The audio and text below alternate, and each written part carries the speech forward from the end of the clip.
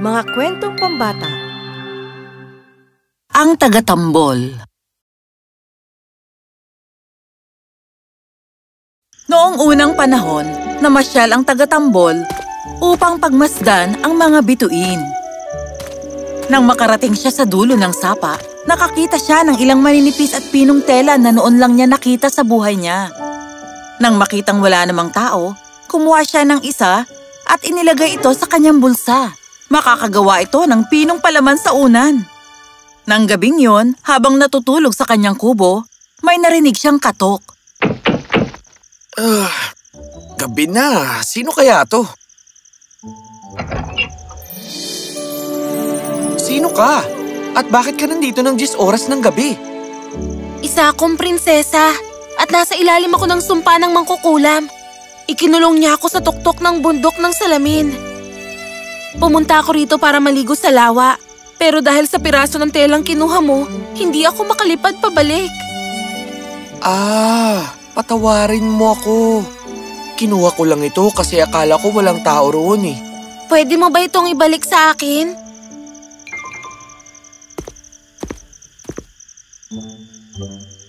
Oo naman. Pero mukhang matindi talaga ang lungkot mo ah. May paraan ba para mailigtas kita? Para mailigtas mo ako, kailangan mong pumunta ron sa tuktok ng bundok ng salamin. Pag nakarating ka na ron, halos lahat ng sumpa masisira na. Pagkatapos nun, maliligtas ko ng sarili ko. Pero imposible para sa'yo na marating ang Glass Mountain. Ang imposible ay para lang sa mga hindi sumusubok. Sabihin mo kung saan makikita ang bundok ng salamin, prinsesa?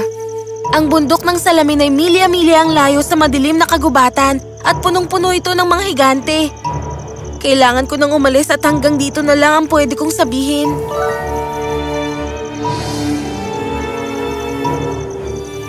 Ang taga-tambol ay matapang at wala siyang kinakatakutan. Kaya, nagpunta siya sa madilim na kagubatan. Nang makarating siya rito, pinalo niya ang kanyang tambol ng pagkalakas-lakas na para bang ang buong kagubatan ay nayanig sa tunog nito. Narinig ng mga higante ang ingay. Sinong sumira ng katahimikan ng aking gubat? Ako, ang taga-tambol. Lumabas ka at harapin mo ko kung kaya mo. Ikaw, mayabang na munting nilalang. Hindi ka ba natatakot sa amin? Matatakot ako sa'yo kung mag-isa lang ako. Pero sa tambol na ito, tatawagin ko ang mga tao ko at sasabihing nahanap na kita. At ano namang magagawa ng maliit na nilalang na gaya nyo sa aming mga higante? Kaya naming durugin ng libo-libong tao gamit ang aming paa. Huwag mo kaming minamaliit. Kaming mga tao ay may isip. Magtatago kami sa mga puno rito sa gubat, kaya kapag sinubukan nyo kaming tapakan, masisira ninyo ang sarili ninyong tahanan. At kapag pagod na kayo at wala ng kagubatan, titirahin namin kayo ng apoy. Tingin niyo ba talaga magagawa yun ng tao sa amin? Kung ganon, kung hindi nila kaya, hindi nila ipadadala ang taong ito sa atin. Tama? Ano nang gagawin natin ngayon? Isa lang ang pwedeng gawin. Pwede kong sabihin sa mga tao ko na umalis na at hayaan kayong mabuhay ng payapa. Pero may isang bagay kayong kailangang gawin para sa akin. Gagawin namin ang lahat ng gusto mo. Huwag mo lang kaming sunugin. Magaling kung ganon. Kailangan nyo akong dalhin sa tuktok ng bundok ng salamin. Sige. Dadalhin ka namin dun sa ilang sandali. Ano? Sabihin mo sa kanila na huwag nang pumunta. Yun ba? Sige. Kaya nagsimulang paluin ng taga-tambol ang kanyang tambol at inakala ng mga higante na hinihiling niya sa mga tao niyang umatras. Inilagay ng taga-tambol ang tambol sa kamay niya at ipinasa ito sa kamay ng higante papunta sa iba pang higante. Ang bawat kamay ng mga higante ay inabot ng milya-milyang haba. Kalaunan, nakarating din ang taga-tambol sa bundok ng salamin. Salamat mga higante! Walang anuman. Basta, sabihin mo sa mga taong huwag kaming saktan. Wala kayong dapat ipag-alala. Di na namin kayo guguluhin ulit kahit kailan. Napanatag ang mga higante at umalis na sila. Nang marating niya ang tuktok, wala siyang nakita. Mayroon lang isang maliit na kubo. Kumatok siya sa pinto at sa pangatlong katok, may lumabas na mangkukulam. Paano mo narating ang tuktok ng bundok na ito? Imposible sa sino mang makaakyat dito. Ang imposible ay para lang sa mga taong hindi sumusubok. Makakakuha ba ng pagkain at matutulugan ng manlalakbay na gaya ko? Oo, siyempre. Pero kailangan mong magtrabaho sa akin sa loob ng 2 araw. Gagawin ko lahat ng ipag-uutos niyo sa akin. Kung ganon, pumunta ka sa sapa na nakikita mo. At alisin mo ang lahat ng tubig doon gamit ang lalagyang ito. Kailangan mong magawa ito bago lumabas ang unang bituin sa gabi. Maliban na lang kung imposible ito para sa'yo. Ang imposible ay para lang sa mga hindi sumusubok. Tiyak na may masama siyang dahilan sa kakaibang pinapagawa niya dahil kung wala, baka napatay na ako ng mangkukulam. Baka may paraan para maalis ko lahat ng tubig sa sapang ito. Kaya ang tagatambol ay nagpunta ng sapa na may dalang timba at nagsimulang alisin ang tubig. Pero maliliit na patak lang ang kaya niyang tanggalin. At wala nang ibang paraan para maalis niya ang tubig sa tamang oras. Nang tanghali, siya ay pagod na.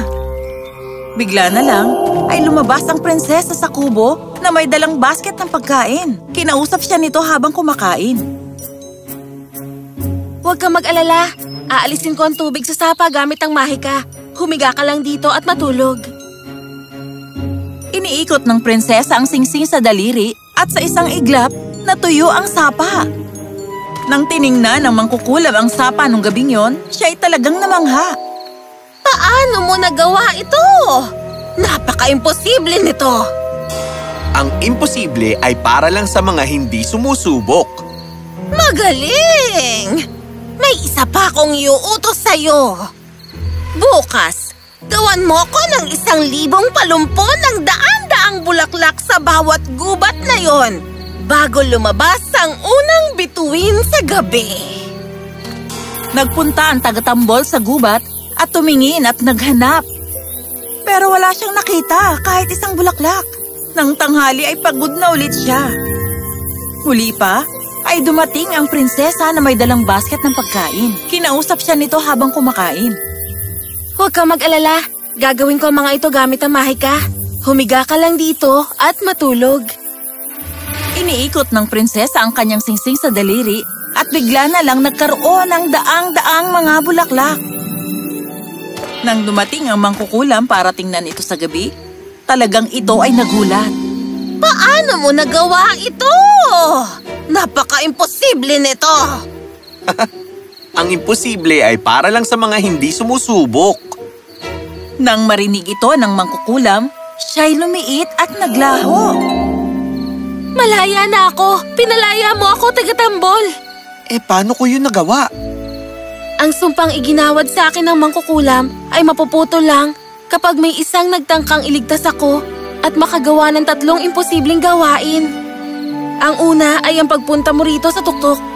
Nung oras na marating mo ang tuktok ng bundok na inakala ng mangkukulam na hindi mangyayari pa, nabawasan na ang bisa ng sumpa niya sa akin. Tapos, nung pumayag kang gawin ng iba pang imposibleng gawain, hindi na niya ako mapipigilang gamitin ang kapangyarihan ng singsing ko. Prinsesa, alam kong isa lang akong tagatambol, pero tingin mo, magagawa mo na magustuhan ako? Ikaw ang pinakamatapang na lalaking ibinuwis ng buhay niya para iligtas ang isang estranghero. Hindi kita gusto, aking tagatambol. Ginagalang kita. At oo, mahal din kita. Gusto mo bang ilaan ang buong buhay mo kasama ko? Oo, pero para ron, kailangan nating makaalis. Pumunta ka sa kubo at kunin ang kayamanan ng mangkukulam. Kaya nagpunta ang tagatambol sa kubo at nakitang puno ito ng mga ginto at mamahaling bato at iba't ibang uri ng hiyas. Nakapuno siya ng isang sako. Kumuha ang prinsesa ng 2 bagay. Isang singsing na esmeralda at kwintas na may ruby at ginto. At oras na nga para umalis. Inilabas ng prinsesa ang singsing at sa isang iglap, sila ay nakarating sa harap ng kanyang palasyo. Pero bago pa sila makapasok, pinigilan siya ng tagatambol. Gusto kong bisitahin ang magulang ko at ipaalam sa kanilang nakabalik na ako ng maayos. Oo, pero mangako ka sa akin na hindi mo sila hahalikan dahil sa oras na gawin mo yun. Hindi mo na ako maaalala kahit kailan. Paano kita malilimutan, mahal ko? Babalik din ako kagad dito, pangako. Kaya umalis ang tagatambol para bisitahin ang kanyang magulang at lubos silang nagalak. Nagdiwang at nagsaya kaya nalimutan niya ang kanyang pangako sa prinsesa at nahalikan niya ang kanyang magulang.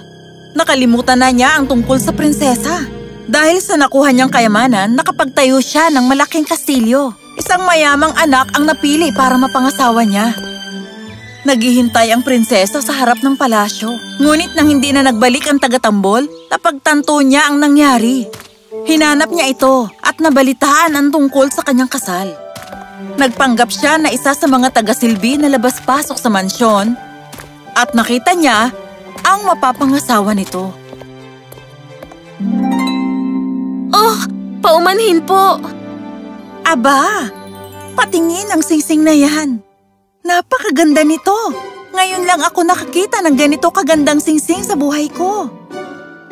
Oo, salamat. Ipagbili mo kaya ito sa akin? Hindi pwede. Babayaran kita kahit magkano pa ang gusto mo. Basta makuha ko lang itong singsing. Isusuot ko ito sa kasal ko. O sige, makukuha mo ito.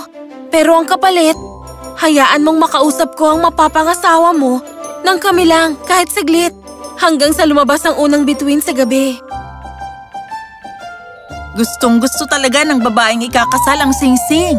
Kaya pumayag siya. Pero nung gabi, may hinalo siyang pampatulog sa tubig ng tagatambol para kapag dumating na ang prinsesa, natutulog na ang tagatambol at hindi nito maririnig ang katok niya. Buksan mo ang pinto, mahal kong tagatambol. Hindi mo ba naaalala? Sa isang gumpas ng singsing ko, maaalala mo ang bundok ng salamin, ang mangkukulam at ako. Pakiusap, buksan mo ang pinto. Umiyak ang prinsesa at nakiusap buong magdamag. Pero nanatiling tulog ang tagatambol. Kinabukasan, bumalik na siya sa mansyon.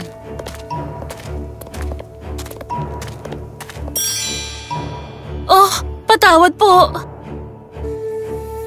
Aba, patingin ang kwintas na yan. Napakaganda nito. Ngayon lang ako nakakita ng ganito kagandang kwintas sa buong buhay ko. Oo, salamat. Ipagbili mo kaya ito sa akin? Hindi pwede. Babayaran kita kahit magkano pa ang gusto mo.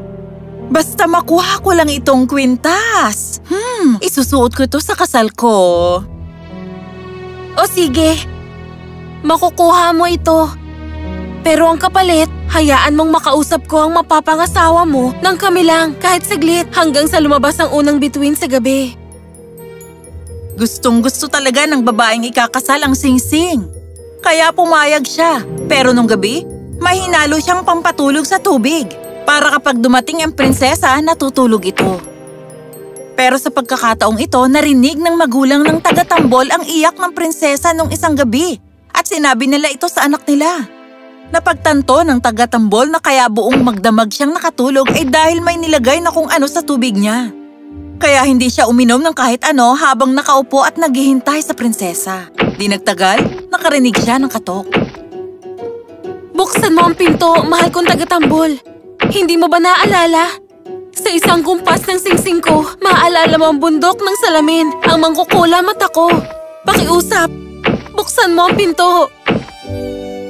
Binuksan ng tagatambol ang pinto. Ipinakita ng prinsesa ang kanyang singsing at sa wakas, naalala na niya ang lahat. Ang mahal kong prinsesa, patawarin mo ko. Patawarin mo ko. Paano ko nagawang kalimutan ka? Samahan mo ko. Isinama ng tagatambol ang prinsesa sa kanyang magulang at ikinento dito ang lahat. Ama, ina, Siya ang minamahal ko. Wala na akong ibang pakakasalan. Kung ganon, ayos lang dahil hindi ko kaya magpakasal sa taga-tambol lang. Pero hindi ko na ibabalik ang singsing at kwintas. Sa'yo na yan habang buhay. Nasa akin na ang tunay kong kayamanan. Kaya ang taga-tambol at ang prinsesa ay ikinasal na may magarbong kainan at kasiyahan. At nabuhay sila ng masaya habang buhay.